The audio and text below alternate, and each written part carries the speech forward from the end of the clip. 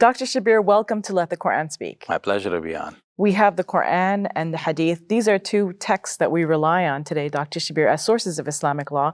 Now, Dr. Shabir, there are a lot of questions about their authenticity and how they were preserved over time.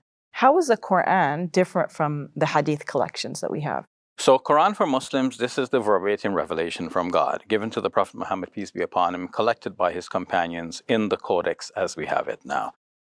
So it's one volume comprising some 6,236 verses in the most common versification. On the other hand, the hadith would be collected, are collected, the hadiths are collected in a large number of volumes. So the collection by Ahmad bin Hanbal, for example, contains some 30,000 hadiths. This was written somewhere around the end of the 2nd century of Islam, beginning of the 3rd century. And now, what are these 30,000 hadiths, if I use the term in the plural here? So we may speak about a hadith collection. We may speak about individual hadiths. A singular will be hadith. And sometimes we speak of hadith as a kind of a subject matter, just encompassing the whole concept. Okay. So each hadith then is a little bit of information about the Prophet Muhammad, peace be upon him, something he said, something he did, or something that he happened in his presence and he did not object to it, so that becomes a precedent for Islamic law.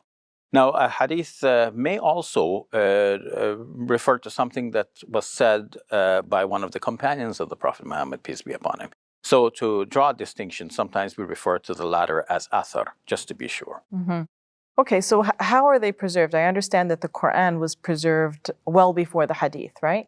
It was preserved, it started to be preserved in the Prophet's time. Yes. Now, if you think of the Prophet Muhammad, peace be upon him, preaching his message in his lifetime, for Muslims, the Quran is that verbatim revelation that came to him. Somehow he was like seized in ecstatic experiences. And he comes out of that experience sometimes reciting verses which become verses of the Quran. And that happened in over the 23 years of his life until a few days before he passed away. So within his lifetime, there was a great emphasis in preserving the Quran as that verbatim revelation from God. And it is even noted in Hadith that the Prophet Muhammad, peace be upon him, noted now in Hadith, that the Prophet, peace be upon him, had actually prohibited his companions during his lifetime from recording anything but the Quran that comes from him. And this is explained by Muslim scholars to say, well, the idea was that if people started writing both things, the Quran and other than the Quran, then the other than the Quran, which is now found in Hadith, would get confused with the Quran. So to avoid mixing the two, keeping the Quran pure, there was this requirement that we write only the Quran during the lifetime of the Prophet, peace be upon him. But even so, it is noted by some who defend the authenticity of the Hadith that there are instances where here or there a piece of writing may have been compiled for a good reason at the moment, but this would not have been the general case of the Hadith being written down. And so we can see, to answer your question, yes, very early on, the emphasis was on preserving the Quran, not so much the Hadith. And you can also see a difference between the two types of information and why the emphasis would be on the one rather than on the other. See, in terms of the Quran, something comes to the Prophet Muhammad, peace be upon him, by way of inspiration at a moment, and you don't expect it's going to happen again. Whereas with the Hadith, if these are gathered from the Prophet, peace be upon him, often in conversation. So it's not going to be your last conversation with the Prophet. If you don't remember what he said this morning, that's okay. You're going to ask him tomorrow morning. So the information of this other sort did not need to be memorized or written down because the Prophet, peace be upon him, was alive, and you can always ask him again what he said the day before. So it was obvious to the people around the Prophet Muhammad when he was receiving revelation and when he was just speaking, and this was something that established a precedent. It may not have always been so obvious, but there are occasions when it is said to be very obvious. For example, the Prophet Muhammad, peace be upon him, is sitting near to one of his companions, and their legs are apparently crossed, and so there is a chance of one person's knee somehow overlapping the other person's knee. And it so happens that on one occasion, the Prophet, peace be upon him, was receiving the revelation according to a traditional narrative. And he became so heavy with it that his knee was almost breaking the thigh of his companion. On another occasion, it is said that he was sitting on his camel, and the weight of the revelation coming to him caused the camel to suddenly descend. There were occasions when people felt that the Prophet Muhammad, peace be upon him, is receiving an ecstatic sort of experience, and then he comes out of it reciting the revelation. At other times, it is even narrated that he fell asleep and then he woke up giving this, reciting this revelation. But I guess he would tell people to memorize it, and he would tell people to record it, right? This is another. That sense, they knew it was something weighty. It was the Quran. This is another way in which, according to our traditions, people knew the distinction. In that he would say to them, "This is to be written in such and such, or this goes in such and such a chapter at a such and such a place." He might not even mention the verse number because the versification comes later, at least the enumeration of the verses. And then he would recite it in prayer as well. Exactly. Yeah. So then some of the companions said, okay, we memorized that surah just by hearing the Prophet, peace be upon him, recited in the prayer. The 50th chapter of the Quran is given as an example of this. That would be especially so with surahs which are shorter compared to some others, and which are very rhythmic and rhyming, because they're very easy to remember. Like you recite them a few times or you hear them a few times and they kind of stick in your head like music that plays in your head. So in the Prophet's time, people were, in his lifetime, people were writing the Quran and they were memorizing it, right? I guess primarily they were memorizing it. And then after his death, there was an attempt to compile it as a book, right? And then to make it official. Exactly. So, that happened, it seems, very early after the Prophet's death.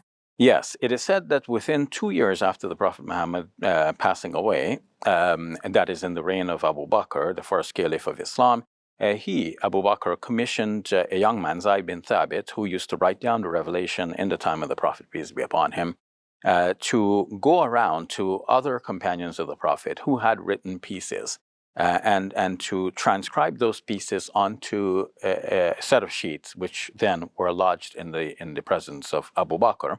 And thus it was understood that the Quran was preserved in writing in addition to the memory work, so that the Quran was both in the hearts of people and also in the written pages. How does that compare, Dr. Shabir, to the preservation of the Hadith?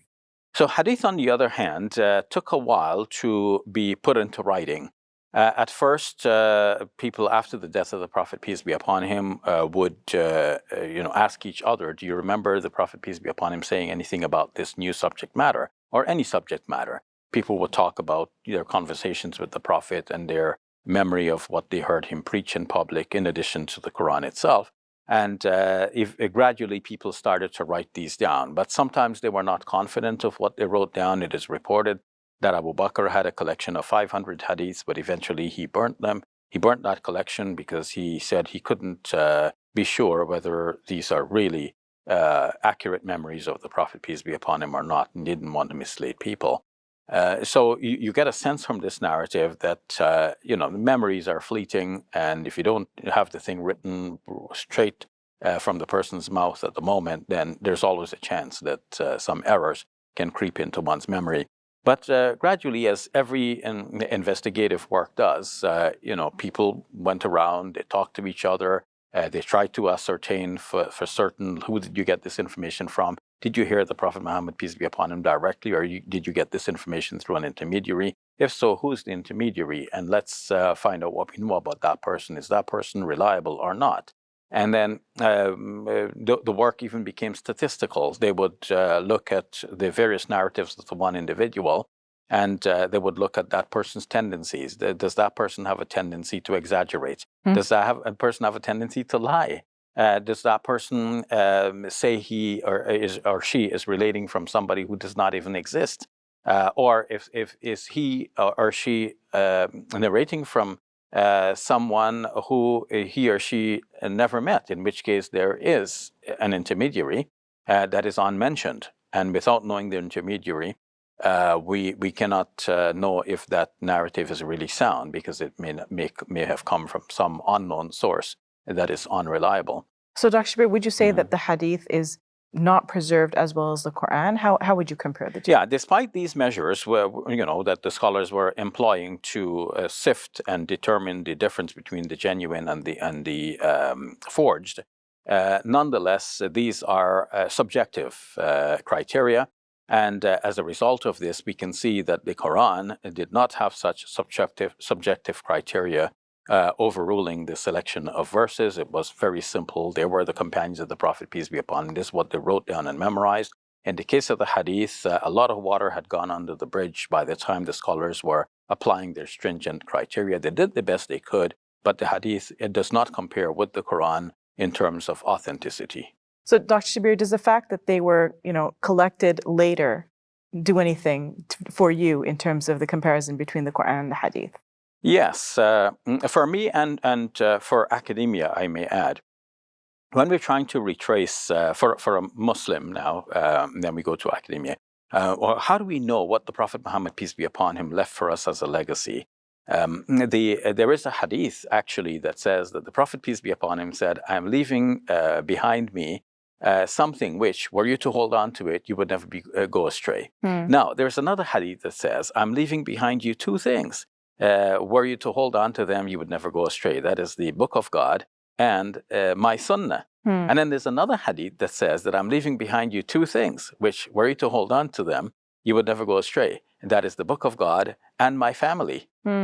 So now, if you look at this, you can see that there's an evolution in the saying. Obviously, the Prophet, peace be upon him, left only one thing, that is the Quran. The hadith was not left as a compilation yet. And eventually, people who say they're following the sunnah of the Prophet, peace be upon him, they came up with a narrative that says that the Prophet, peace be upon him, left the two things, the Quran and the sunnah, that which is found in the hadith works.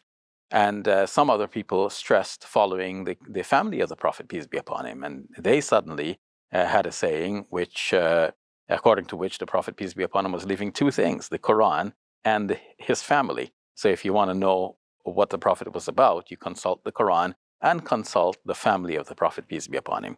So that gives you an idea of the difference between the Quran on the one hand and the Hadith on the other hand. The Hadith was pliable and subject to various factions and inclinations and tendencies that arose among Muslims later on.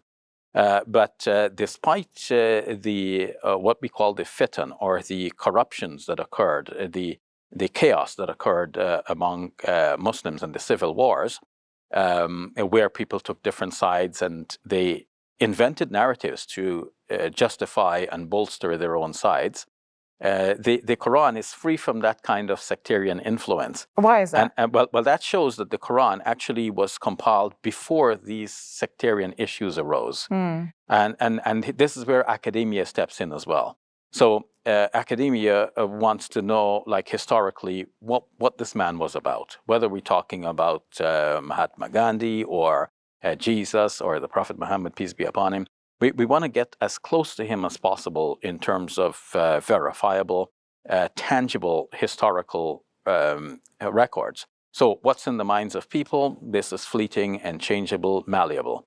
What is given in writing, this is an artifact, and it needs to be studied and examined against its historical background. So what they look at in terms of the Quran is that the Quran was compiled very early. And now we have good evidence that the Quran actually was compiled early, because we have many early manuscripts which satisfy academia generally that the Quran was actually compiled within some of the earliest generations of Muslims. We have copies of parts of the Quran, which when put together will give you basically the whole Quran from the 1st century of the Islamic era. And some manuscripts go back to the time of the companions of the Prophet Muhammad, peace be upon him. And some may even be from his very lifetime. So with all of this in mind, generally, those who, like myself, are searching for the information that goes back as close to the Prophet, peace be upon him, as possible, and academia, on the other hand, all seem to gravitate onto the Quran as a very reliable early document about the Prophet Muhammad, peace be upon him, whereas on the other hand, the Hadith was generally compiled later, and they were subject to the whims of people narrating these hadiths, despite the scrutiny and care that the Muslim scholars exercised in order to differentiate between the genuine and the forged. Thank you for sharing that, Dr. Shabir. You're welcome. On behalf of Let the Quran Speak, I want to say thank you. You've helped us become the most widely watched Muslim TV show in Canada. I want to appeal to you to continue to support us. You can visit our website, QuranSpeaks.com. We also accept e-transfers to igive@QuranSpeaks.com. And we're now on Patreon, so you can make a monthly contribution. May God bless you and your loved ones today and always.